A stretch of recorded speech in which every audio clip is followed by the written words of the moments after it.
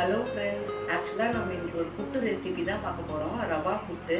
இது வந்து அரிசி புட்டு மாதிரி தொண்டையிலலாம் நமக்கு அடைக்காது, டேஸ்ட்டாக இருக்கும். வாங்க பார்க்கலாம். ஒரு கப்பு ரவைக்கு 1 கப்பு தண்ணி தாங்க கணக்கு. ரவையை நல்லா நெய்யில் வறுத்துக்கோங்க. வறுத்துட்டு அந்த 1 கப்பு சுடு தண்ணி வச்சு அந்த ரவையில் நல்லா ஊற்றிட்டு நல்லா கிளறி விட்டுட்டு கொஞ்சம் நேரம் மூடி வச்சுருங்க. ஒரு 5 நிமிஷம் அப்படியே இருக்கட்டும்.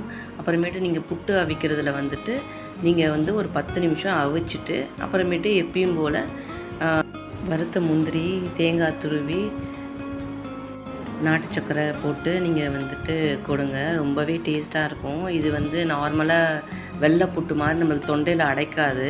ரொம்ப சாஃப்டாக இருக்கும், ரொம்ப டேஸ்ட்டாக இருக்கும். ட்ரை பண்ண பாருங்கள். இந்த வீடியோ உங்களுக்கு பிடிச்சிருந்ததுன்னா சப்ஸ்கிரைப் பண்ணுங்கள், லைக் பண்ணுங்கள், ஷேர் பண்ணுங்கள். நம்ம நெக்ஸ்ட் வீடியோவில் பார்க்கலாம். பாய்.